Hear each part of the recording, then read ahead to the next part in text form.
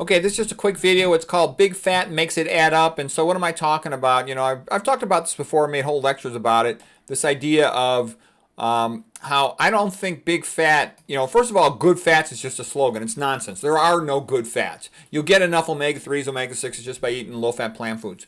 But what I'm saying is we talk about big pharma. We talk about big food. And there's sort of a big protein too, especially with the young guys. They think they all need protein supplements, they need more meat. But I'm also seeing there's something I'd almost call it the industry of big fat. And big fat will include, big nuts, olive oil. There's all this peer pressure. Whenever you see a whole bunch of peer pressure, it usually means big money up above wants it to happen. And so I've said this before, but I think it's true, and I'll briefly repeat it here.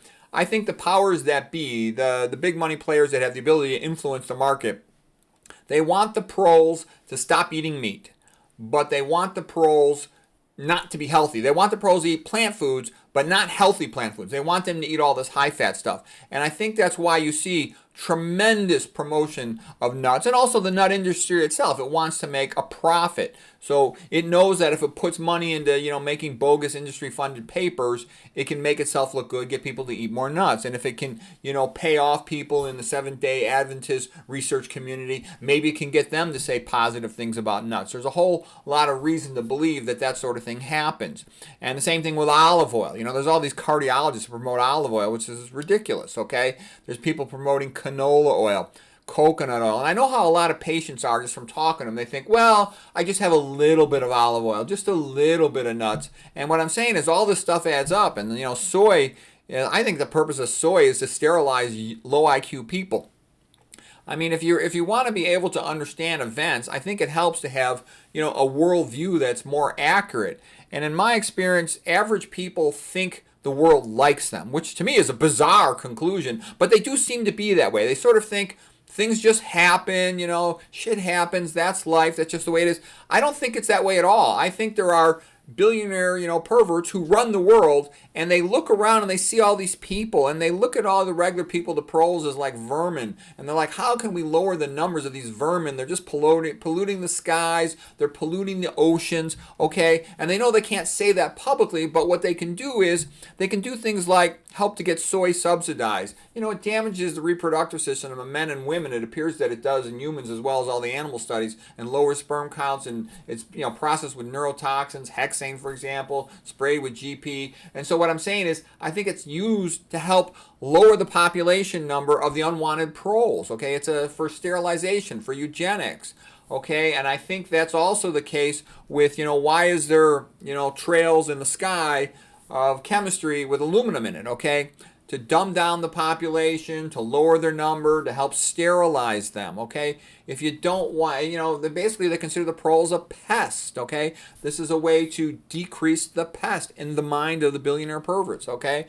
And so that's why you want to be intelligent, so you don't, you're less likely to get sick from all this stuff, and you don't take it seriously when you see somebody on the internet promoting this stuff. Like the high fructose corn syrup, it's sprayed with atrazine, that's an ENDC. So EDC is the old abbreviation for endocrine disrupting chemical, estrogenic chemical, okay, which makes you fat, increases your risk of autoimmune disease. Okay, but then the N in there comes, so they're also for neurologic disrupting. They're also can cause cognitive impairment. They're mitochondrial inhibitors, okay? You don't want that stuff. All right, and then typically, not typically, but quite often, high fructose corn syrup is contaminated with mercury, which is also a brain neurotoxin. So this is what I'm getting at.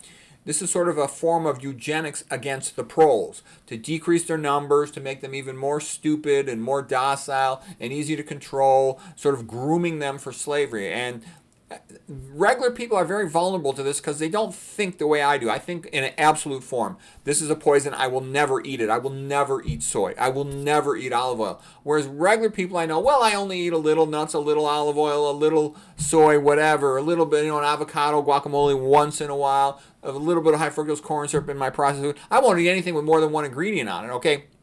I only drink a little bit. I'm just taking a little bit of omega-3. So all of this fat adds up, and you end up with fat people. Plus, if they're drinking tap water without at least a carbon filter, they're getting all the estrogenic chemicals in there, which are obesogens, to make them fat. Plus, they're getting the neurotoxins in there, like F-, gut toxins too, as well as the Cl-, chloride. All right, personal care products have a lot of estrogenics in them. They also got aluminum, neurotoxin, metalloestrogen.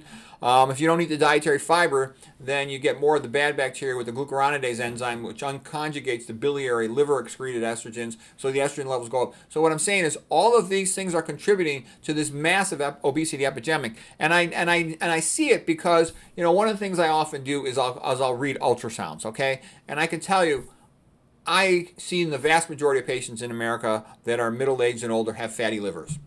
It's uncommon to not see a fatty liver. Most of the time, if I don't see a fatty liver, it's because the patient has cirrhosis, okay? Advanced liver failure already, all right?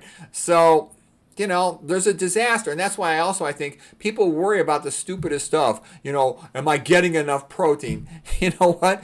People are dropping like flies, dying all over the place because of this obesity, hypertension, atherosclerosis related stuff.